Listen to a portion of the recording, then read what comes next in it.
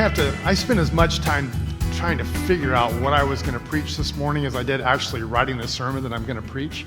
And part of it was just because I kind of wrestle with, I'm in the last week of a series on the Psalms. We're going to be starting a Lenten series next week. And so, there's just so many great Psalms to choose from.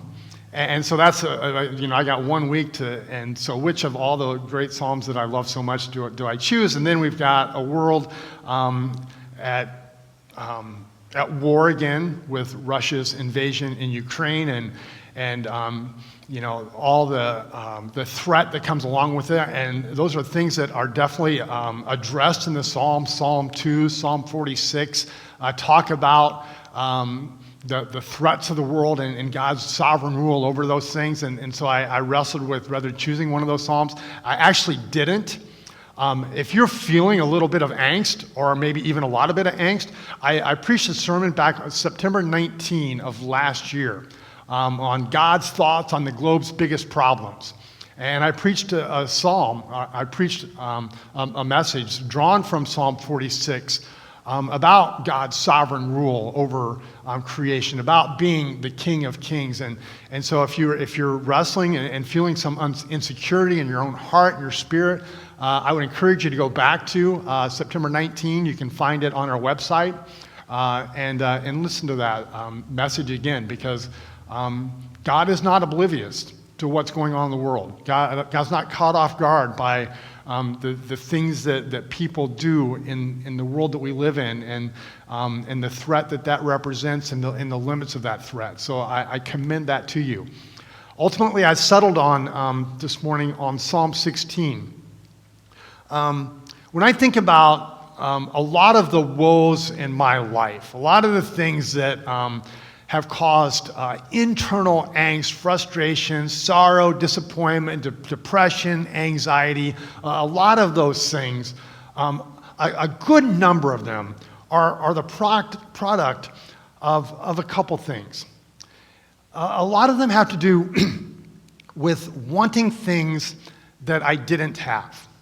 A lot of my woes have to do with wanting things that I didn't have.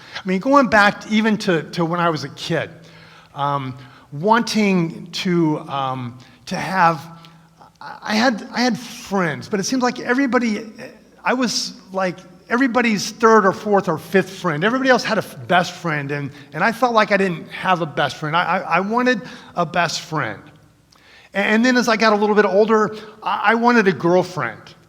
And I like, as a kid, 13, 14, 15, 16 years old, and just like I would lay in bed at night just thinking, she's so cute and I like her and I want to call her, but I'm so afraid to call her. And I would like literally, even as a kid, I would lose sleep over that kind of stuff. And I wanted to make the basketball team. And I tried out in 6th grade and I got cut. And I tried out in 7th grade and I got cut. And I tried out in 8th grade and I got cut. And I tried out in 9th grade and I got cut. And then I just didn't have any, I didn't have any more drive to do.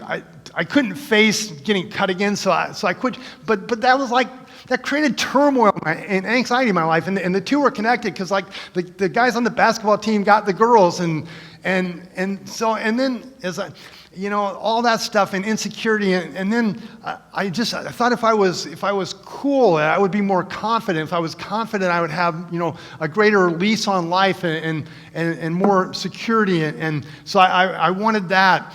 And as I go older, I wanted not just to have a girlfriend, I wanted to have a wife, and I wanted to have a family, and maybe I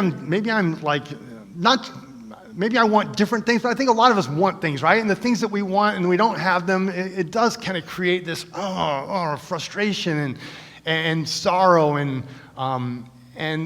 different levels of that depending on what those things are. And even as I became an adult and got into ministry, I aspired to be part of a ministry that was fruitful and flourishing, and in a ministry that maybe sometimes took less faith to see the fruitfulness of it, and that's sometimes been hard. I wrote several years ago. I wrote an article that actually got published in a kind of a no-name magazine, but I wrote an article called "Confessions of a Two-Talent Pastor." because I wanted to be the 5-talent guy. I wanted to be Andy Stanley or Craig Rochelle or something like that. And those things, those desires, at points in my life have weighed on me very heavily. Wanting things that I didn't have. And then I think a lot of my other woes have come from worrying about losing things that I did have.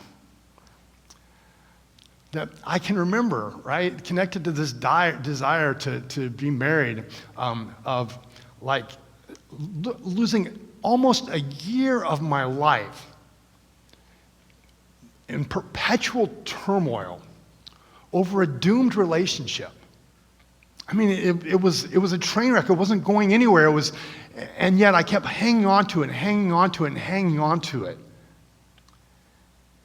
And I remember having a family now. When my kids were young, actually, I went through like a 3 or 4 year period where I was having a crisis of faith, even as I was following Jesus and serving in the church and leading ministry, having a crisis of faith over this recognition that the world is dangerous and my kids are fragile, and kind of this idea that I wanted to be, because I love God and because I was following Him, I wanted to be like, I wanted my kids to be safe, right? And to not have to face those threats that kids are exposed to when they're young. And I would think about, if I can't trust God for this, because bad things happen to pastors' kids too. In fact, a lot of bad things happen to pastors' kids, right? That you don't get exempted from things just because you're following Jesus and loving God. And a crisis of worrying about losing those things. And I mean, like, I didn't even look at my retirement accounts this week because I know it just can't be good, right? So I woes about wanting things that I didn't have and worrying about things that I did have and about losing them, and then wrestling with God about all of that stuff, and what can I rely upon Him for, and what can't I, and what does it mean to trust God in the midst of all of that. And again, maybe different things for you, but I hope you kind of have a sense of, yeah, maybe not. But as someone who is very early in my life kind of was commended to the Psalms, and started reading them on a regular basis for periods. It was like I'd read 5 Psalms a day, every day, and if you do that every day, you get through the Psalms in 30 days. So if you read 5 Psalms a day, you can read the book of Psalms every month. And I've done that a month after month after month at times, and do it at least once a year. Go back and read the Psalms. And so coming to Psalm 16, early on, this passage specifically, Psalm 16 verse 5 says, "Lord, you have assigned me my portion and my cup. You have made my lot secure. The boundary lines have fallen for me in pleasant places. Surely I have a delightful inheritance." Like, this got one of the first verses in my Bible that got marked in the Psalms. Lord, you have assigned me my portion and my cup. You have made my lot secure. The boundary lines have fallen for me in pleasant places. Surely I have a delightful inheritance. David wrote this psalm. And what he says is, God, what I have, you have given me. You have assigned me my portion and my cup. The stuff that belongs to me comes to me from your hand. He says in verse 2, apart from you, he's done like an inventory of his possessions. He says, apart from you, God, I have no good thing. Every good thing I have has come to me from your hand. All the good stuff. James, the brother of Jesus, confesses this in James chapter 1. Every good and perfect gift is from above, coming down from the Father of the heavenly lights, who does not change like shifting sands. What do you have that's good, and where does it come from? David says, the good stuff I have comes to me from God. But then he doesn't stop there. He goes on to say, and what you haven't given me, is good too. I grew up with a pretty solid understanding of boundaries and of limits, right? I was trained well. Like when I was little, I remember my big wheel. Y'all remember the big wheels, right? The boundary for the big wheel was the end of the driveway. You go past the end of the driveway into the street, you lose the big wheel. I knew what the limits were. And then I got a bike.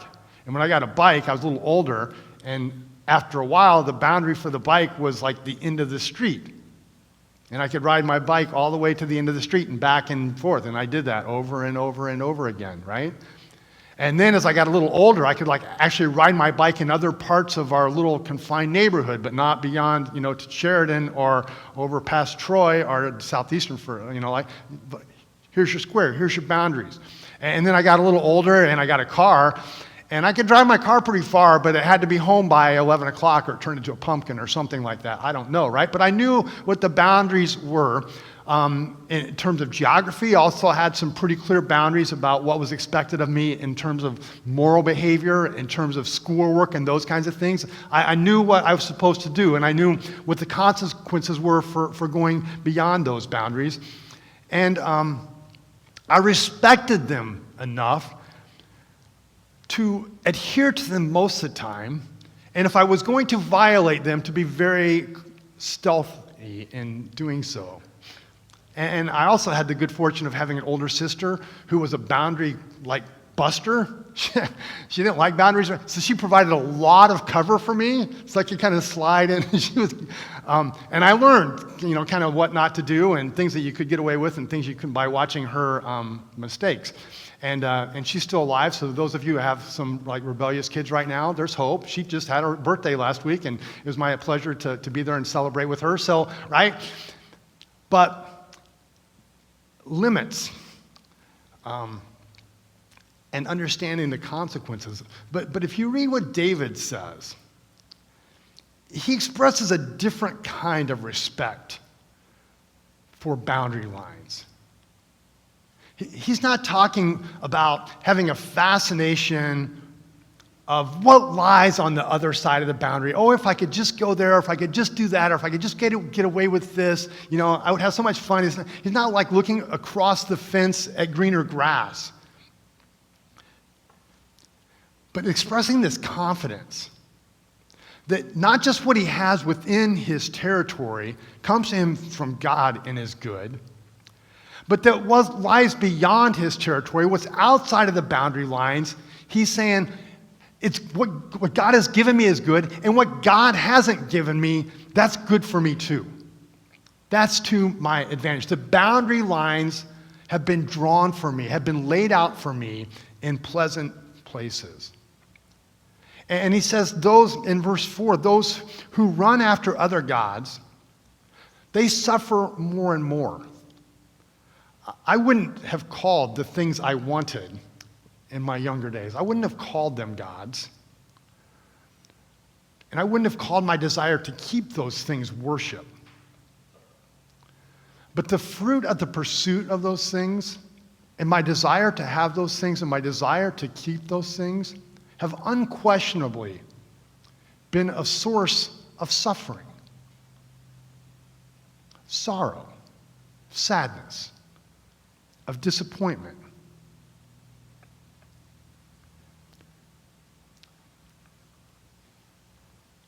If I look at the list of wrecked lives of leaders of the kind of ministries that I aspired to in my younger days, it's a growing list of train wrecks. And I don't take any solace or consolations like, oh, wow, I'm glad I didn't have that, or glad I didn't, that God didn't bless me, because look at all the terrible things that, I grieve. And I don't think it's not like when all the people who did that are, getting what they deserve. What David is expressing is that when our lot exceeds our character, sorrow is not far off. And when the territory that we claim is beyond our capacity and our character, Solomon says it this way: pride comes, before the fall. And it's, I guess, ought to be noted that David took his own excursions, right, in the course of his life beyond the boundary lines. And he suffered for it greatly. But how is it that when David wrote this psalm, what was going on in his life that allowed him to look at the things that he had and say, the good stuff I have comes to me from God? And to also say with equal confidence and delight, and that what I don't have, and that what God hasn't given me, is also pleasant, is also good. The psalmist David lays out the things that postured him, that put him in that place. His actions. It's because he says, because I take refuge in you. Keep me so safe, O God, for I take refuge in you.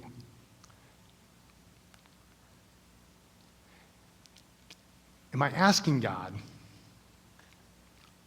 or am I trying to stake out my own claim for the kingdom that I'm trying to build? In all of the stuff that I wanted, right? Am I trying to kind of stake out the claim for the life that I want to have, for the kingdom that I want to live in, to be in charge of it, to run it? Or am I setting up camp in God's kingdom and saying that the realm that I live in is under the canopy of God's kingdom that he's assigned to me, and the part that he's given me, the plot that he's laid out for me, that's where I'm going to stay.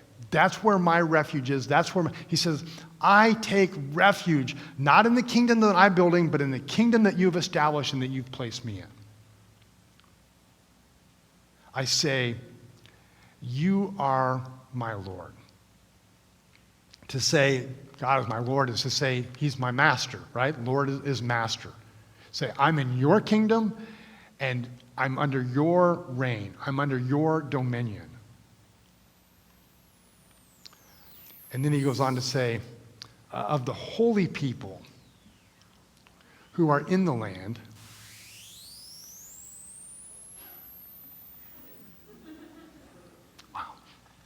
of the holy people who are in the land, they are the noble ones in whom is all my delight.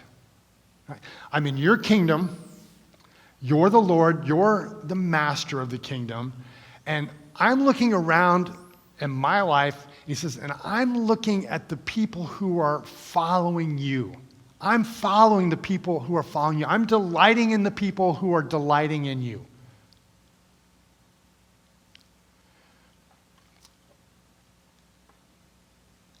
I praise you. I praise you. You find this over and over again in the Psalms, that worship is reorienting. Another psalm that I often go to is Psalm 73. And Psalm 73 is if you've ever had that experience of like looking around in life and saying, golly, it seems like all the people who are doing all the bad things and all the wrong things are getting all the best results, and life's going so easy for them and going so great. And it seems like all the people who are doing the right thing are really trying to walk the walk and do the talk and kind of live life. It's like, it seems like it's not going well for them. Psalm 73 is that psalm. It's like, I'm looking around God and they're doing great and I'm struggling and life for them is awesome and life for me is stinking real bad. And what the heck? To the point where the psalmist says, and I almost lost my faith. And the turning point of Psalm is verse 17. It says, till I entered the sanctuary. The praise reoriented. Worshiping God reoriented to the reality of the lives of other people and the parts that we don't see and the reality of our lives and the future that we have with God.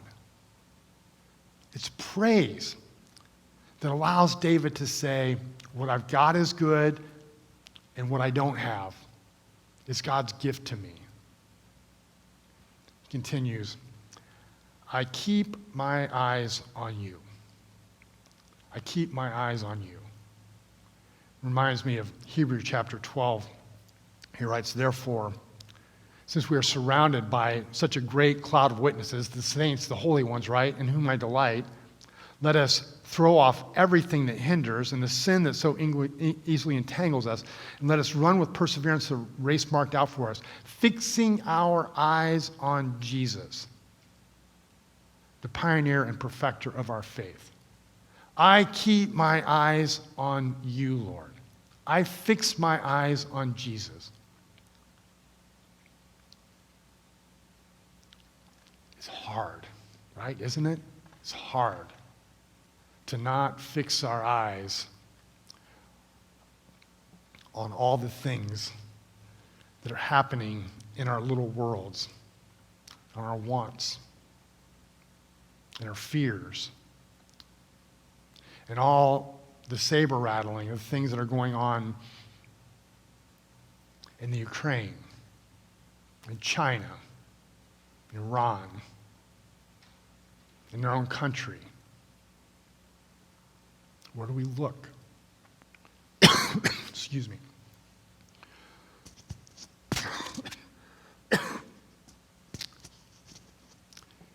David's where he's at in this place of security because I have my eyes fixed on you, Lord. And because of praise and attention and focus and profession and confession, God is providing for David. Because of David's actions, God's providing for him. He says, a secure lot. My lot is secure. That I have a delightful inheritance. The security is not coming from what David is arranging for, because David is coming from the fact that David has given his attention to God, and God is then gracing him with his confidence and security, with counsel and instruction, a glad heart, and a rejoicing tongue, a secure body. A secure body. I'm getting older, I'm finding. And the older I get, the more older people I know. And every older person I know seems to be saying the same thing. It's like, wow, getting older is really hard on the body. It seems like things are not working as well as they used to, and it seems like it keeps getting worse. My go-to phrase is like, gravity is relentless. Right?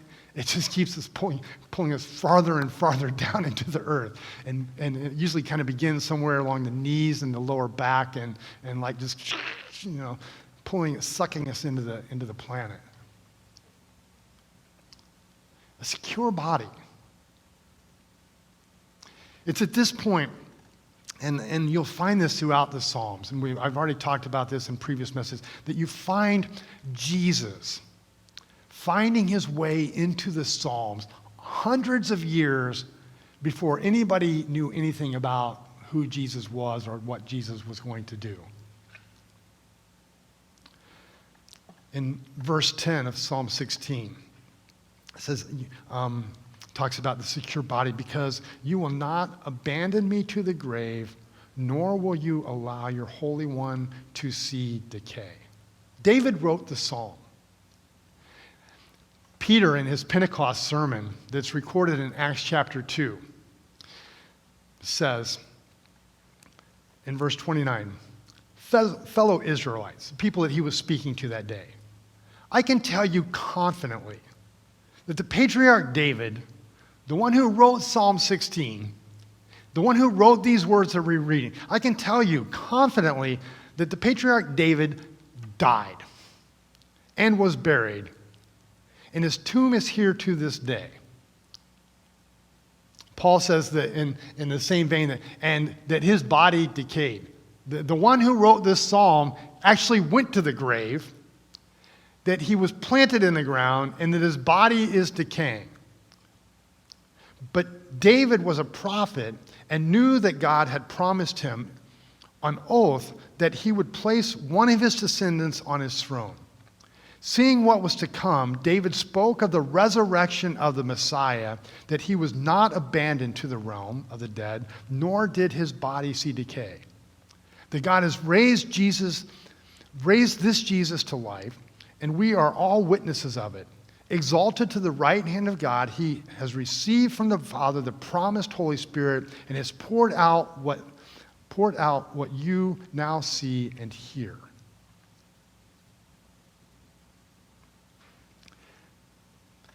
Peter and Paul will say, David wrote these words, but David was not talking about David.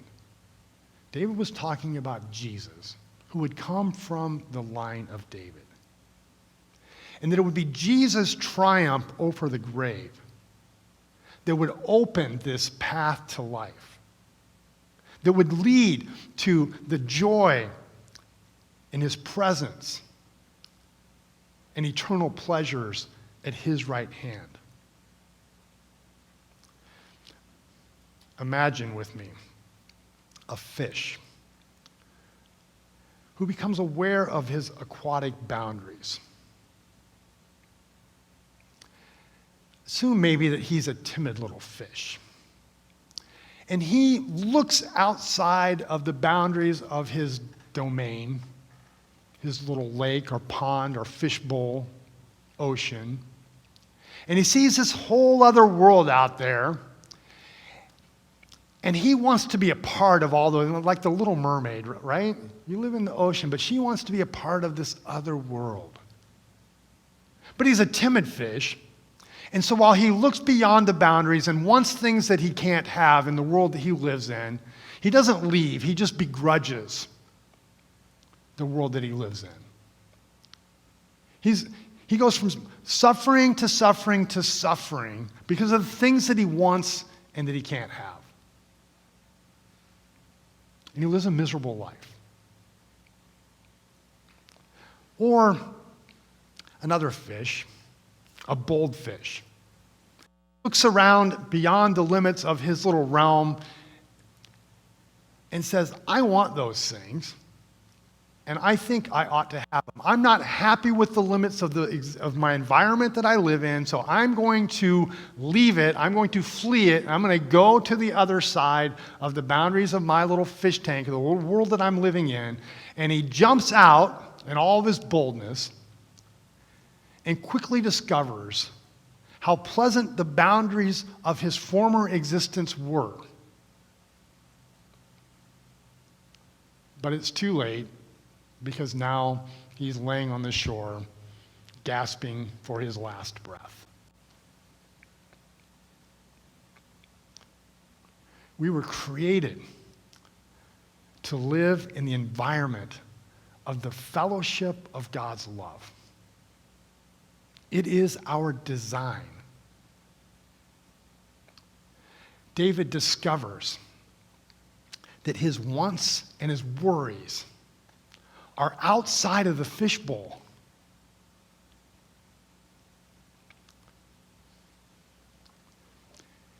And that life, a glad heart, eternal pleasures in the presence of God are a life that is lived within the boundaries of God's love.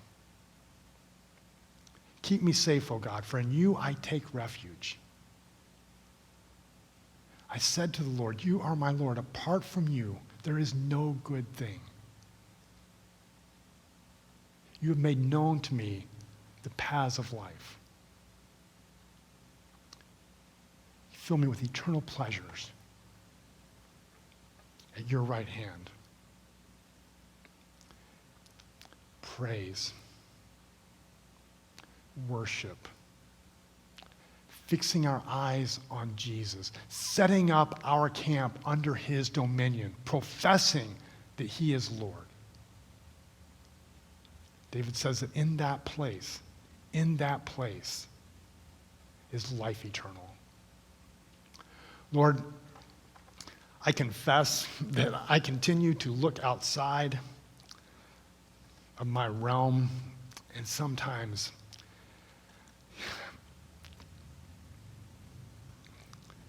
continue to